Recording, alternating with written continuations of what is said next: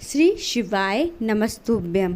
सावन का सोमवार और सोमवार के दिन ही इस बार पड़ गई है नाग पंचमी। जी हाँ, जिसका हमें साल भर इंतज़ार रहता है। तो नाग पंचमी है वो भी सोमवार की है, साथ में सावन महीने का छठा सोमवार भी है। तो अवश्य कीजिएगा यह विशेष उपाय। काल सर्प दोष हो, पितृ दोष हो, वास्तु दोष हो, अन्य कई दोष लगे हुए हैं। दोषों के कारण आपका कार्य नहीं हो पा रहा है, विवाह नहीं हो पा रहा है, रोगों से मुक्ति नहीं मिल पा रही, धन की प्राप्ति नहीं हो पा रही है, तो यह विशेष उपाय नाग पंचमी के दिन अवश्य कीजिएगा। इन उपायों को करने से महादेव की पुत्रियां और महादेव स्वयं हमारे घर की रक्षा करते ही करते हैं। चलिए वीडियो शुरुआत करते हैं। स्वागत है मोदिती ऑफिशियल चैनल पर। अगर आप लोगों ने अभी तक चैनल को सब्सक्राइब नहीं कर रखा है तो प्लीज़ चैनल को सब्सक्राइब कीजिएगा और हाँ, कमेंट में श्री शिवाय नमस्तुभ्यम हर हर महादेव अवश्य लिखिएगा। और आप सभी को नाग पंचमी के पर्व की बहुत बहुत शुभकामनाएं। पहला उपाय, सावन महीने की पंचमी है और नाग पंचमी है। इस उपाय को अगर आप कर लेते हो तो महादेव की पुत्रियां स्वयं आपके घर परिवार की रक्षा करती है चौखट पे। जी हाँ, तो क्या करना है देखिए, आपको लेना है एक समी पत्र। जी हाँ, एक समी पत्र लेंगे, सीधे हाथ की हथेली पर रखेंगे और शिवालय पहुंचकर उस समी पत्र को शिवलिंग के ऊपर समर्पित कर देंगे। ठीक है, शिवलिंग पर समी पत्र समर्पित करने के बाद आपको आस्तिक मुनि, जी हाँ, नाम क्या है आपको स्क्रीन पर दिख रहा है, आस्तिक मुनि का नाम लेकर उस समय पत्र को उठाकर अपने हाथ में ले लेना है। ठीक है, पहले चढ़ाई समय पत्र, चढ़ाने के बाद उस समय पत्र को उठा ले और उठाकर अपने घर ले आए। घर लाकर उस समय पत्र को, आपने नाम क्या लिया है आस्तिक मुनि जी का, ठीक है, फिर घर लाकर उस समय पत्र को अपने चौखट पर, जी हाँ, आपके घर का जो मुख्य द्वार हो उस चौखट पर कोने में साइड में, जी हाँ, एकदम बीच में नहीं रखना है, कोने में साइड में रख दीजिए कि यहाँ किसी का पैर वगैरह ना पड़े। साइड में रख देने से क्या होता है, इससे यह फायदा मिलता है, इससे यह लाभ होता है कि महादेव और साथ में महादेव की पुत्रियाँ जया, विशरा, सामरीवारी, दो तली और देव, या पांचों कन्याएं हमारे घर की रक्षा करती है।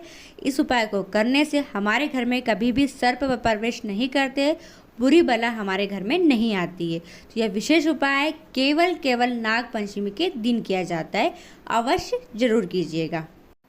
दूसरा उपाय, यह उपाय है धन प्राप्ति का। जी हाँ, यह जो उपाय है, गुरुजी ने कहा था इस उपाय को जो व्यक्ति कर लेता है उसके जीवन काल में उसे कभी भी पैसों के लिए किसी के सामने हाथ फैलाने की ज़रूरत नहीं पड़ती है। जी हाँ, यह धन प्राप्ति वाला उपाय है।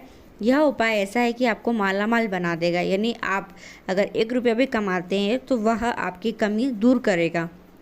यानी आप मांगेंगे महादेव से चांदी और आपको मिलेगा सोना। यह उपाय ऐसा है। इस उपाय को पंचमी तिथि पर किया जाता है। वैसे इस उपाय को गुरुजी ने अधिक मास की पंचमी को करने को कहा था, पर अधिक मास की पंचमी पर रविवार पड़ गया है तो हम कई उपाय नहीं कर पाए। पर इस बार सावन की पंचमी है। जी हाँ, सावन का महीना चल रहा है, साथ में नाग पंचमी है, तो इस दिन इस उपाय को तो अवश्य कीजिएगा। क्या करना है, आपको लेना है गन्ने का रस। जी हाँ, गन्ने का रस, उसमें नींबू नहीं होना चाहिए और ना ही नमक होना चाहिए।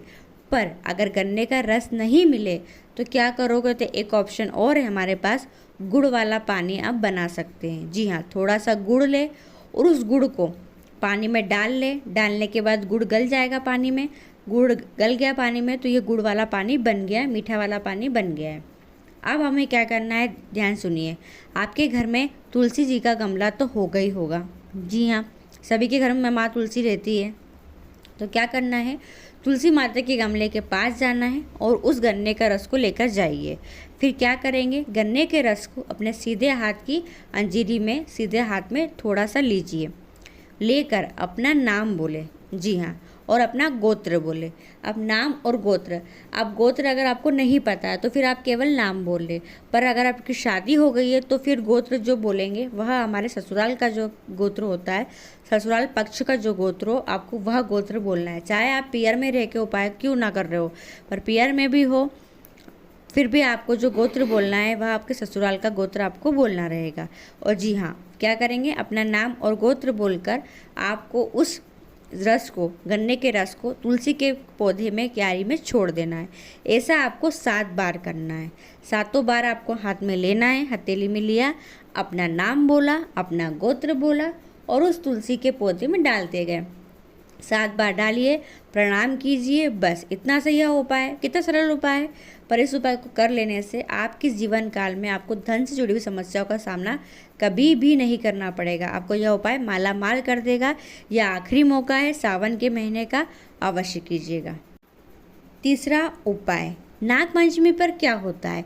नाग पंचमी हम सोचते हैं कि नाग देवता की पूजा की जाती है, पर गुरु जी ने विशेष बताया है कि अगर हम यह उपाय कर लेते हैं तो हमारे जीवन काल से, अगर हमारे घर के अंदर कोई अधोगति में चला जाता है या फिर कोई गर्भाशय में चला जाता है, ये जन्म लेने के पश्चात ही मृत्यु हो जाती है, अकाल मृत्यु हो जाती है, या फिर कोई व्यक्ति कुंवारी अवस्था में चला जाता है और अगर वह भटकता रहता है, उसे मुक्ति नहीं मिलती, या आपको पितृदोष लगा हुआ है, तो आप सावन के महीने की पंचमी यानी नाग पंचमी के दिन इस उपाय को तो अवश्य करिएगा। और अगर आपने 2 लोटे जल वाला उपाय कर भी रखा है तो यह उपाय उससे अलग है। यह उपाय आपको विशेष नाग पंचमी के दिन करना है। अपने ही घर से मटके में से, जी हाँ, आपके घर का जो मटका हो उस मटके में से 2 लोटे जल भरे, उल्टे और सीधे हाथ में कलश पकड़ लिया और यह जल लेकर आप जाए शिवालय, और शिवालय पहुंचकर आपको शिवलिंग के ऊपर एक ही धारा में पूरा जल समर्पित करना है। जी हाँ, अब आप बोलोगे दीदी कावड़ वाला जल है, या तो यह उपाय तो हमने सुन रखा है और करा भी है। जी हाँ, करा भी है, सुन भी रखा है, पर सावन के महीने की नाग पंचमी का यह विशेष उपाय है। इस दिन तो करना ही करना है, क्योंकि ऐसा करने से क्या होगा, ऐसा करने से जो महादेव के शिवलिंग के ऊपर महादेव की कन्याएं बूंद बूंद जल गिरा रही है, बरसा रही है, उसका पुण्य हमारे खाते में आता है।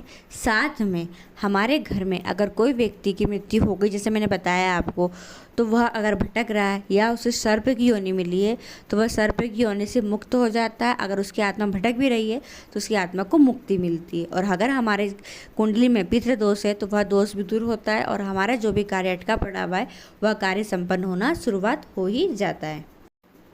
चौथा उपाय, यह उपाय शीघ्र विवाह के लिए। जी हाँ, जिनका विवाह हो ही नहीं रहा है, बहुत परेशान से हो गए, उम्र 28 साल, 30 साल, 32 साल, 35 साल हो गई है, उम्र बढ़ती जा रही है, संबंध रिश्ते नहीं आ रहे, अगर आ भी रहे तो किसी कारणवश रुकते जा रहे, घर तक बात नहीं पहुंच पा रही है, तो यह विशेष उपाय आपको नाग पंचमी के दिन करना है।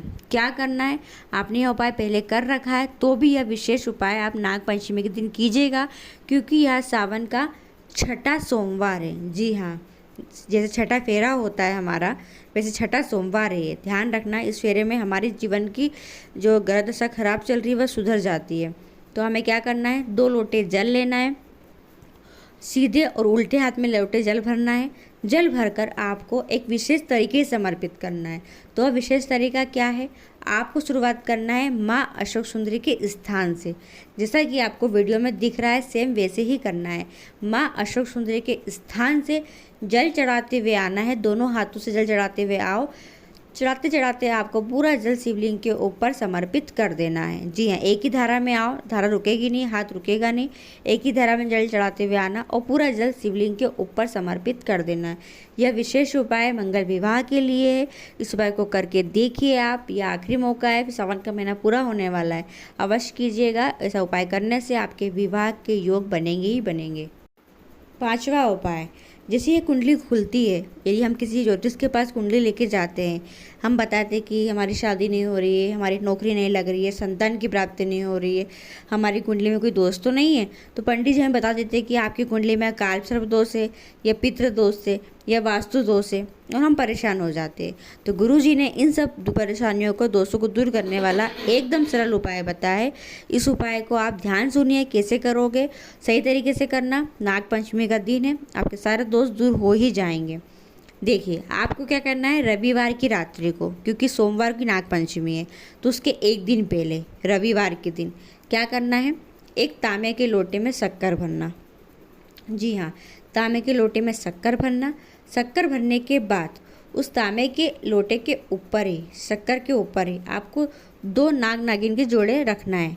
वह कौन से रखना है? चांदी वाले। जी हाँ, चांदी के लाकर आप उसके ऊपर रख दीजिए। आप जहाँ भी जाएंगे ना सुनार की दुकान पर तो आपको मिल जाएंगे। आप बोलिएगा हमें चाहिए तो चांदी के वो दे देंगे आपको। तो आपने शक्कर के कलश के ऊपर रख दिए। और ऐसे की ऐसी आपको क्या करना है, आप जिस कक्ष में सोते हैं ना, अपने से अपना जब बेड रहता है उसके थोड़ी सी दूरी पर आप उसको रख दीजिए। जी हाँ, पलंग पे सोते हैं थोड़ी दूरी पर कुर्सी पे रख दीजिए। अगर नीचे सोते हैं तो भी आप सर के वहाँ, पैर के वहाँ नहीं, अपने सर के वहाँ, सिरहाने सर के पास में उस लोटे को भर के रख दीजिए। ये रविवार की रात्रि को आपने भर के रख दिया है। सोमवार के दिन सुबह आपको जल्दी उठना है। किस दिन? नागपंचमी के दिन सुबह जल्दी उठना।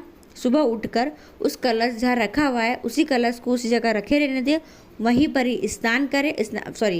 आप वहीं पर उस कलश को रखे रहने दें और फिर स्नान करने के बाद उस कलश की वहीं पर पूजा करें जहाँ वो कलश रखा है। पूजा कैसे करेंगे? थोड़ा सा कच्चा दूध उसके ऊपर छीट देना, 2 सफ़ेद फूल समर्पित कर देना, हाथ जोड़ देना और उस कलश को फिर उठाना और उठाकर आपके घर के आसपास जहाँ भी शिवालय हो, शिवालय पहुंचकर पूरी शक्कर और वो जोड़े को पूरा की पूरा शिवलिंग के ऊपर आपको समर्पित कर देना है। समर्पित पूरा की पूरा करना, ध्यान रखना शक्कर वगैरह लगी न रहे लोटे के अंदर, अच्छे से हाथ से निकाल कर पूरा समर्पित कर देना। समर्पित करने के बाद घर आकर वापस आपको स्नान करना है। जी हाँ, घर आकर आपको वापस स्नान करना है। स्नान कर ले, पर ध्यान रखें जब ये उपाय को आप करें सुबह उठकर तो आपको किसी से बातचीत नहीं करना। चुपचाप उठकर पूजा करें। अपने साथ किसी को लेकर जाए। अगर ऐसी दिक्कत पड़ रही है कि मंदिर दूर है, हम अकेले कैसे जाए, क्योंकि इस उपाय को आप सुबह सुबह कर लेना, क्योंकि नाग पंचमी का दिन है, बहुत मंदिरों में भीड़ हो जाएगी। सुबह सुबह आप जाइए और पूरा की पूरा चढ़ा के आ जाइए शिवलिंग के ऊपर। यकीन मानिएगा यह विशेष उपाय सारे दोष दूर कर देगा। अगर आपके विवाह में देरी हो रही है, नौकरी में देरी हो रही है, संतान की प्राप्ति नहीं हो रही है, सारे रास्ते आपके खुल जाएंगे। सो आपको ये वीडियो पसंद आए, थोड़ी बहुत भी उपयोगी रहे तो और लोगों तक ज़रूर शेयर करा करो, ताकि लोगों तक वीडियो पहुँचे, लोग देखें, उपाय कर सके और अपनी तकलीफ़ों को दूर कर सके। श्री शिवाय नमस्तुभ्यम। हर हर महादेव।